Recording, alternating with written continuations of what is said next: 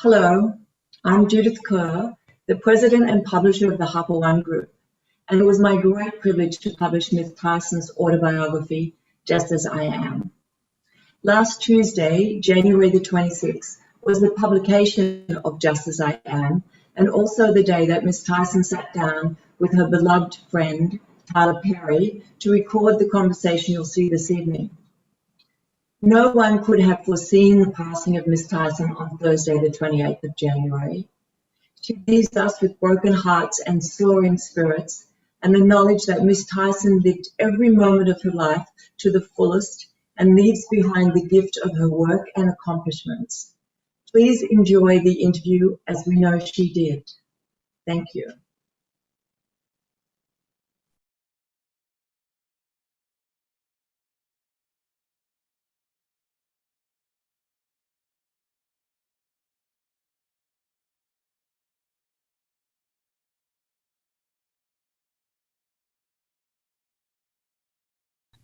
Well, is that Mr.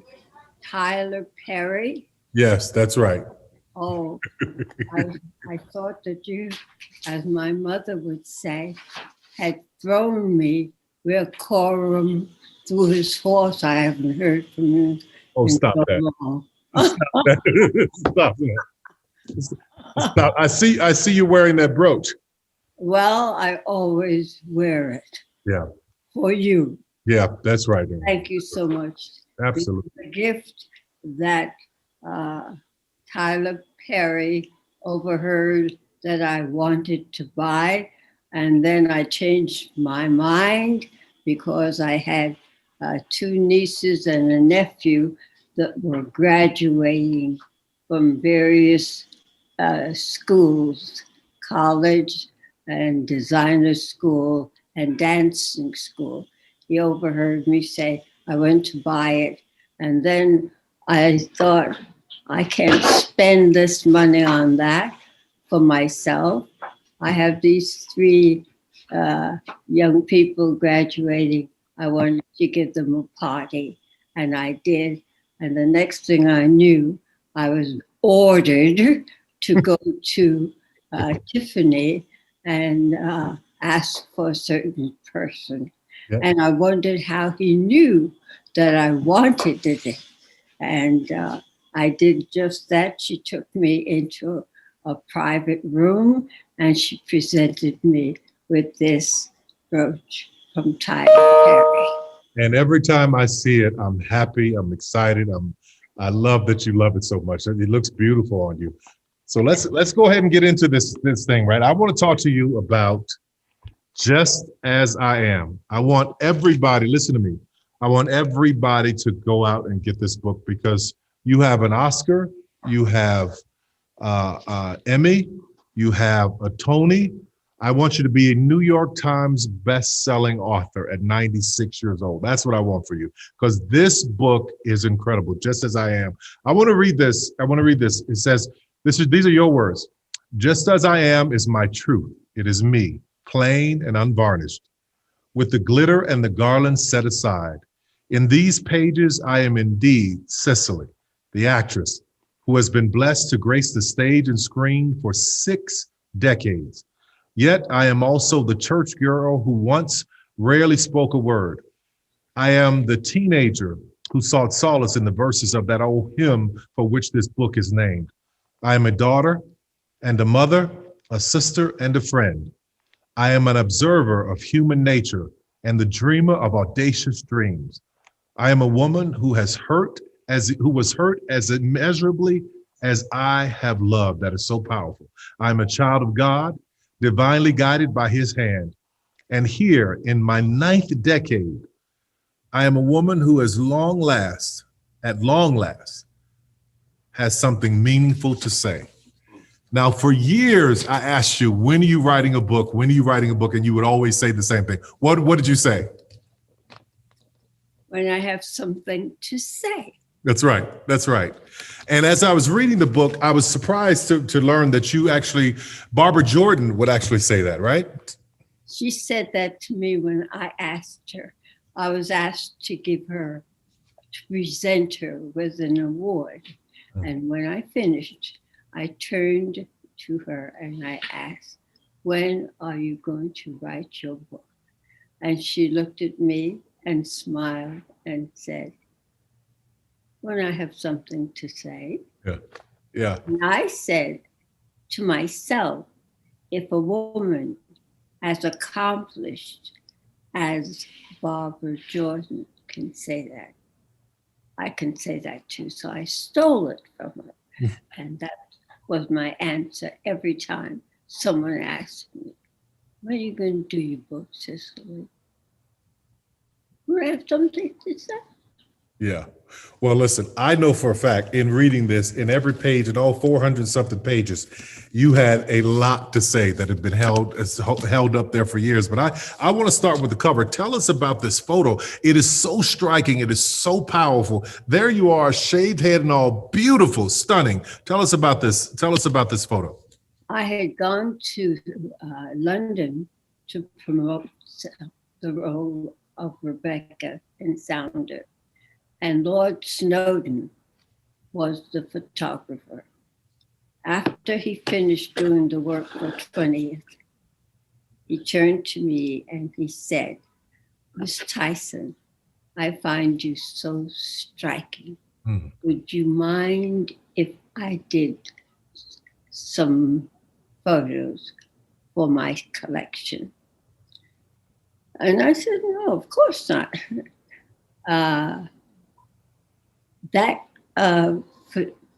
That photograph, believe it or not, I had never seen. It was sent to Arthur Mitchell, my dear friend, as a gift for his birthday. When he realized that he was passing, he said to Gail Wiggins, his PA, please take that photograph down. He had placed it above his headboard, and I never saw it. He asked her to take it down and give it to him. She did, and when he received it, he said to her, give this to Cicely. So she came to me one day and she said, I have something for you. And she presented it to me and I was stunned beyond belief. I said, where did you get that from? And she told me the story. And then she said, he had it hanging over his headboard. And he wants you to have it. I said, that will be the cover of my book. Wow. Wow. So he had this privately hanging over his headboard. You watched over him for all these years, and now we get to have you watching over us. I love it. I love it. I love it. There's so much to cover in this book. I don't even know how we're going to get to all of it, but just on a personal note, just as a friend and someone who loves you, who you call me son, I call you mom.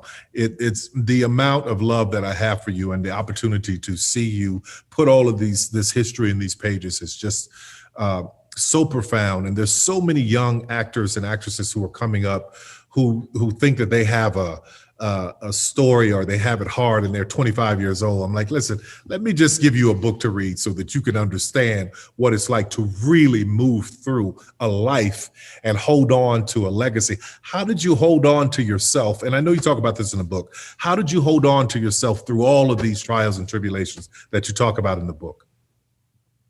I just kept moving forward. I trust God. Yeah. I know He cares for me.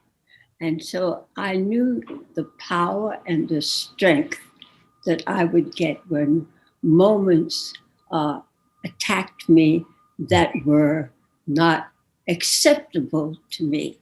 And I just kept moving through them. Moving. Wasn't alone. He said, no, never alone. I will never leave you alone. Yeah. I promise never to leave you alone. And when you talk about, speaking of one of those moments, and you know, this is very, very hard for me to read, especially loving you the way that I do. Talk about this moment being 31 years old in an acting class and having something horrible happen to you. How much of that would you like to talk about? I want people to read it to know, but long before, yeah, go on. How much of that would you like to talk about? Well, the first movie that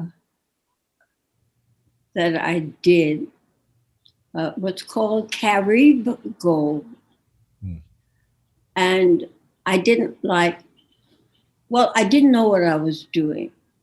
And an actor by the name of Diane Sand, when I told her that I wasn't going to do another one that was offered to me, she said, "Oh, don't do that, don't do it. There is a marvelous acting teacher teaching at the Paul Mann School. Sydney went there.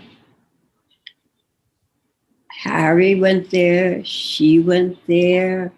Lynette Carroll. All the big Black actors that I respected went there. Because Lloyd Richards was one of the teachers. And she said, I think you ought to go and see him and talk to him, and perhaps he will change your mind, will change. So I did. I made an appointment. I went to a session, which I audited, and Lloyd was not there that day, but Paul Mann was there. And so he interviewed me, and as I was about to leave, he said, would you wait? I would like to discuss a matter further with you. And so I did. And everybody else, but a few handful of people were still in the acting class. And suddenly I started to turn, and he grabbed me and he pulled me to him in a manner that seemed disrespectful, and I was trying to pull away from him. And then he grabbed me by my hair and pulled me down, and we fought like cats and dogs. And I was finally able to free myself from him, and he was left with a handful of my hair in his hand. I was so shocked that I backed away from him, and I backed myself out of the room, and then I turned around and I ran. And I heard him say, class will start, and he gave me the date. And if you feel like coming back, he said, you are welcome to come. Well, I went home and tried to digest what had happened and the effect it would have on me. One of the things that I've learned about myself in the course of this journey is that I'm a person who is very determined. And that if I set my mind to something, it's me against you, and you are not going to stop me to get what I went there for, which was to talk to Lloyd Richards and find out whether he thought I was talented enough to be an actress and how I could go about doing that. And so when the date came, I walked into the room of the class that Paul Mann was heading. And he stopped talking, And he said, I thought I'd never ever see you again. And I just sat down. And I did not go back as long as he was teaching the class. I took all my classes with Lloyd Richards. In a moment like that, you talk about moving forward, but here you are, Black woman, and if you think about Black women in the time, they were considered a lot less than a lot of other people. And having the strength to do that, you equate a lot of that to your faith and church and what your mother taught you to move through that. Yeah. Yeah. Very strong. Yeah. Very I don't know how, like even when I'm talking to you about some of these things, I don't know how you would move through, or I would move through a lot of things that we've been through without our faith. And looking at you now, I see it all over you, even still in this moment. And growing up, and I want to move past that because it's very, very painful for you as well as painful for me. And I'm sure that there are others out there who are hearing it. And you go into great detail about it here. So I'm sure as people are reading it, they can get a better picture of it. But what I love about it is your determination to not let anybody stop you. Because no matter how dark that was, here you are at 96, and you have given us all of these decades of your work, your art, and we get to adore and love and adorn Cicely Tyson. So I thank you for making it through that with the grace and the class that you did. I appreciate that so much. As I look at your just, you know what was shocking to me as I was looking at your upbringing, you know, with your mom and dad and them coming over and being in New York and in the carriage, and this woman coming up saying that you were a special child. And I know this, that you have some sort of sixth sense, you know, people call it the Holy Ghost, where you feel things, where you sense things. And you talk about that in the book. Tell everybody about some of that. Yeah, well, Because you've called me many times ago, you know, I had a dream about you and this was going on. And you're okay. I was like, how did you know that? Yeah. And when you call, I know it's you. And I say, hey, you know, my mother said that I think about 6 months, and this woman told her that. And she said, ever since she can remember, ever since I was born, I was able to foretell things that were going to happen to either family or friends. Tell us about the day you smelled the smoke. The smoke, which one was that? Well, you were a little girl and you kept smelling smoke. You said you smelled smoke and went to the neighbor? Yeah. But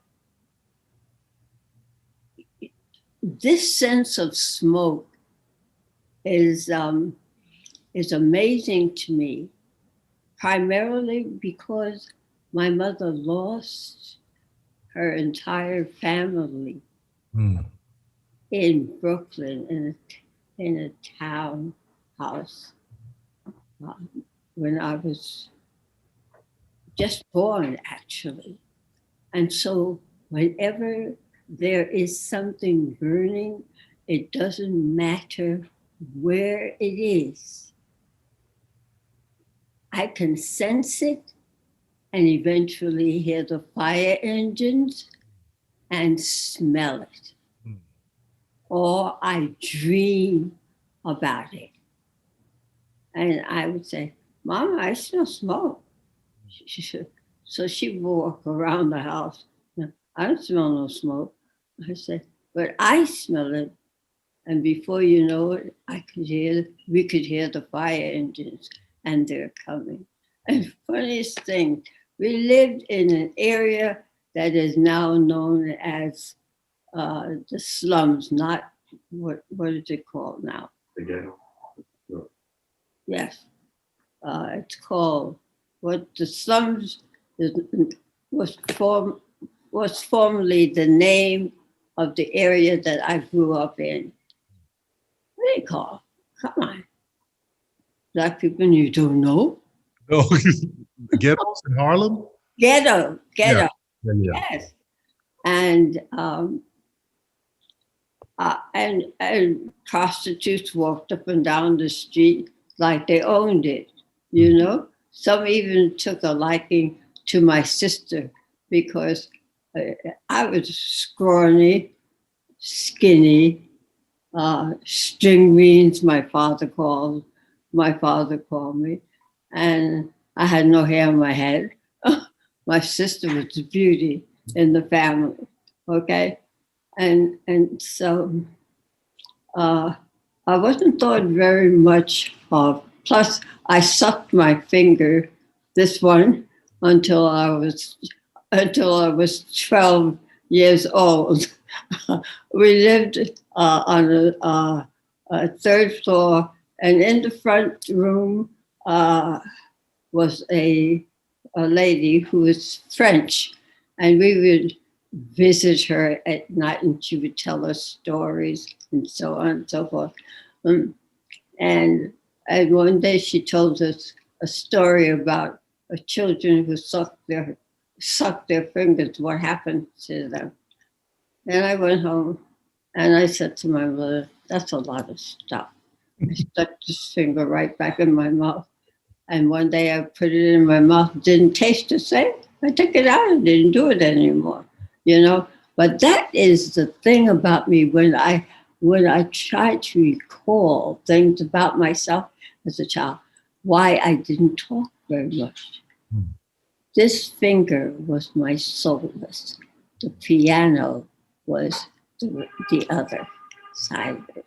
Whenever things went wrong between myself and my mother, I go into the living room with this big upright piano because my mother thought I was going to be a grand pianist. And I would sit down, close the door, and open the piano and play just as I am without mercy. That blood was shed for me. And when Wiggins brought me a picture, I said, that's a cover. That's what I, As I think about your life and hearing some of the stories, some I know, a lot I didn't know as I was reading the book. Even I appreciate being mentioned in the book as one of your jewels. As I look at the 60 decades in the business, six decades, not 60, 6 decades in the business. Your lifespan covers so much American history, you know, and the work that you chose, from Jane Pittman to A Woman Called Moses to Benta and Roots, and everything you chose spoke to so much about our history. And I look at parallel that with your life where you know, from Billie Holiday to Maya Angelou and Marilyn Monroe and Elizabeth Taylor and Miles Davis, all of these people crossed your life. What does that feel like to sit here now in this moment and realize that you are such a part of history and all of these people have passed that way through you? What does that feel like? I have always considered that whatever I am today is a sum total of all of those people. Each one and every character that I have been blessed to play is what I am today. And as you say that, I think about all, because you say that of the people that you played, but also the people that crossed in your life. I feel like we are a sum total of all of the people that we've met as well. Yes. And with that said, you have this story about Elizabeth Taylor. I would love for you to share the story. Elizabeth Taylor was producing a play for Broadway. And from the moment I met her, we seemed to have garnered an affection for each other. And she asked my managers if I would be interested in doing a play, that the lead in that play with her. And of course I said yes. Mm. I hadn't done a Broadway play in some time, and it was just so it was such an unexpected desire of her for us to do this play together. Unfortunately, things did not, you're laughing, did not work out. She was doing a series of 3 plays, and she and her partner did not work out. And so it did not do well. Now, I had a contract with her, and that was that when the play was completed, I would do a television version of it. So we had a contract, okay? And because the play failed, they decided not to honor the contract. And they wanted to cancel it. Now, the reason they gave for the cancellation was that Miles was going to be honored for the first time in the South, at one of the universities. The name escapes me at the moment. And so we went out for him to get an honorary doctorate. And when we were to return, I cleared all the requests for a lawful excuse for my night's performance that night. We went out, he was honored, and on our return, they put us on the wrong plane. How that happened? Don't ask me, but it happened. And we missed my return, okay? Now, Dr. Leonard tried everything to put us on another plane. Nobody would take us, okay? So I was being sued by Zev Buffman, who was her partner. And I said, check with business manager and the director and everybody else, and you'll see that I had a request and it was honored. And I tried to get back. They put us on a wrong plane. Anyway, Zev decided to sue me.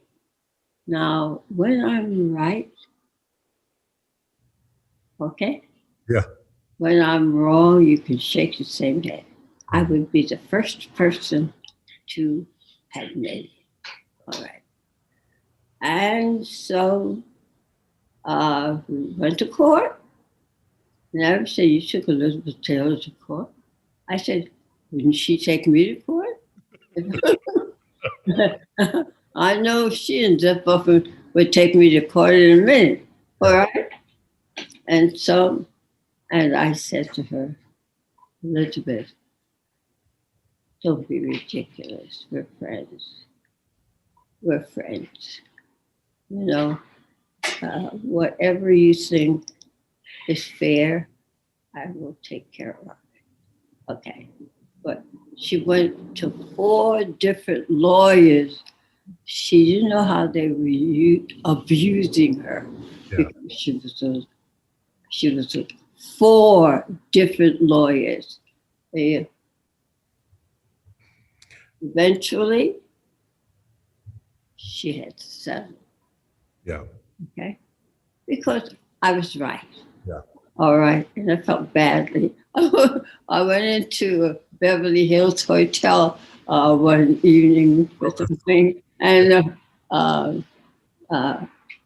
the concierge said, Elizabeth and James Earl Jones are in the back having a little brunch.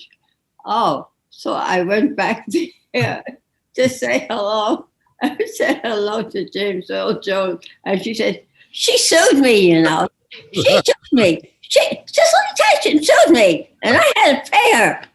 How much money did you get? That's great. And you know what I love about that story is just, again, as I'm looking at your whole life and how many people that it crossed and the stories, and just when you said that you went back there, listen, you are 5'3", but you have never been small, never been small, and never been a person who's not afraid to hold their own space. So absolutely. You know? Yeah. And I warned her, I said, stop it. Stop it. She went from one lawyer to the next lawyer to the next lawyer. I said, this is silly. Yeah. Just work out something if that's how strongly you feel about it. Yeah. She sued me, you know. She sued me. You're always clear about your intention. Like, you don't do things unless you have a meaning or a reason for doing it. So in writing this book, what do you want people to take away from this? When they get to the last word, what do you want them to take away? Truth. Truth. Because when Larry Thompson, my manager, came to me one day and said, Cicely, you have to do your book. I said, the world wants that. And he said, what do you mean by that? I said, the world knows this star up here on the top of the tree with all the glitter and glamour. You know, there is the twinkling light, the bumps, the tinsel. They know Cicely Tyson, that one. They don't know a thing about me. I said, they don't know about the roots of the Christmas tree. Yeah. And that, to me, was an image that made me realize the model that he set before me when he said that. And that's what made me make the decision to do it. Well, I got to tell you, I am so glad you did on so many levels, because we get a chance to peek into your life, because you've always been extremely private and very protective of all that you love and all that you've built, for good reason. I completely 100% get it. But I'm so glad you were so open. There's so much truth in Just As I Am. I mean, thank you for giving us this book. Thank you. Thank you for being with me, Tyler. All the way. God bless you. I know that we have some questions, so we're going to open it up and take some questions now. Okay. From other people. All right. Here's a great one that I would love to hear the answer to myself. What do you still want to do that you haven't done? What do you still want to do that you have not done? That's an interesting question. What do I still want to do? I would like, I think when I start out to do anything at all, that it will benefit humankind. I'm involved in a school with close to 2,000 young people. I'm dedicated to them. I want to see them reach a point in life, and right now it's very difficult to do that, considering what's going on in the world. I feel mostly for the children, because I think that they're being deprived of a decent life to become a decent human being. And uh, on my birthday every year, I gather together with them and we celebrate my birthday. And we couldn't do it this year.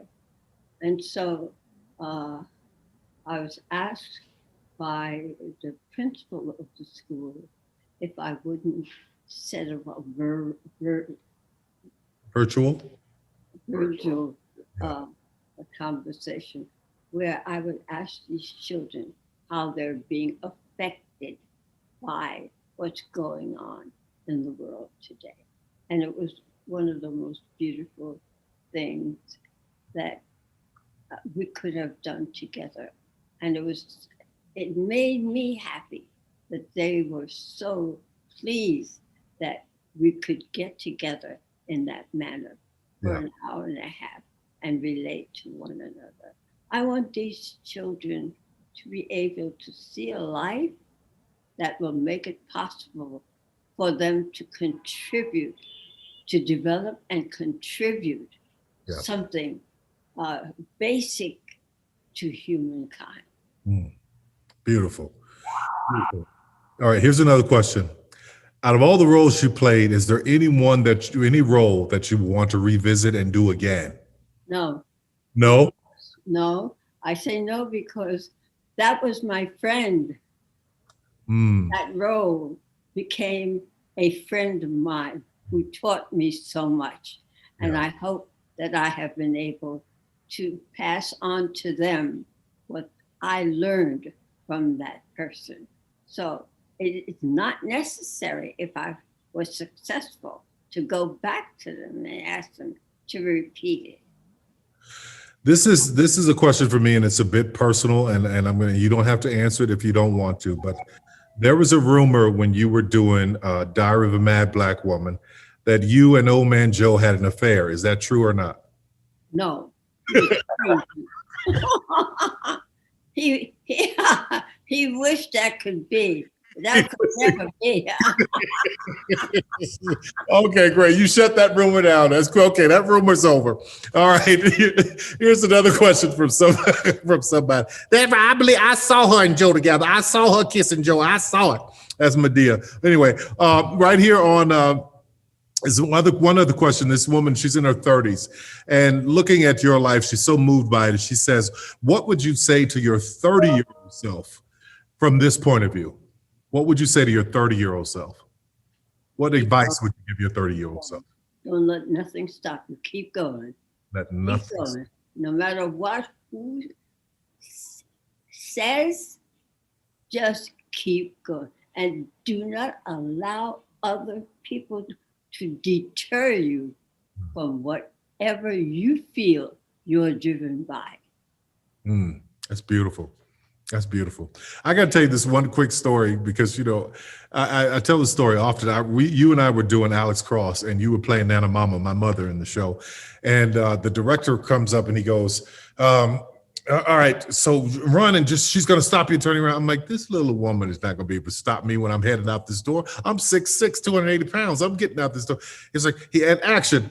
Cicely comes behind me. You came behind me and your fingernails digging into my sides, spun me around. I was like, this woman is so strong. I'll never forget your strength in your body. And as I read every word in this book, I realized that strength is not just something that is physical. It is in your soul. Your strength is in your soul. That's right. And in order to live this life and go through all the things that you've endured, you had to have that kind of strength. So I tell all these young people, and I feel sorry for a lot of them who don't have what we got back in the day, and even you much further than me, but that grit of being prepared for the world, right? Yeah. So what? Go on. Well, you know, a mother is a mother. A child is a child, and there is a certain amount of respect that one gives each other. Yeah. And I spoke to you about something which you felt you were too big to adhere to, and you turned away from me in such a way that I felt was disrespectful. And Alex Cross, yeah. I just reached out and spun you around. Wait a minute. Yeah. I'm the mother. But that commitment for all your roles, you bring that level of commitment, that level of power to every role. So I and there's always such a difference in these women. When I look at Benta and when I look at Harriet, there's always such a strength to them. So you were very careful about every role you played, and you said your skin had to tingle when you read the script, or you didn't think you should do it. That's right. Yeah. And one of the last things you did was How to Get Away with Murder. So how many more you want to do? How many more roles you want to do? As long as I'm here, Yeah. I'm there. With everything that you've said in the book, Just As I Am, again, I want everybody to get this book, please, because I really want this to be a New York Times bestseller. I really want you to have that honor. You deserve that. With everything that's been said here, what do you want people to remember most about you?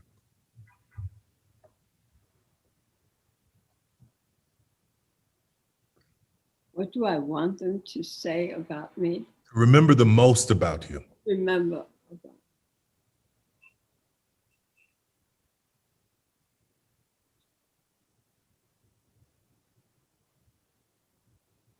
truth. Truth again. Yeah. That's why I have that book. Yeah. Truth. Because I know there are a lot of things that people say about me, but they don't know me. And I hope that this introduces them to me. Well, and that's a great way to end this. I can say right here, right now, she's been around for 96 years on this planet, and you finally get a chance to get introduced to Miss Cicely Tyson, Just As I Am. This has been an honor, my great honor, darling. Thank you. Mine. Thank you so much. How's my godson? Yes, he's around here somewhere. Yes, yeah. Right. Yeah, I want to see him. I think he's downstairs with the dog. With the dogs. Yeah, with the dog. Yeah. I won't get a chance to see him. Yes, love you. I'm going to squeeze him for me. But Yeah, absolutely will. yeah. Okay. God bless you.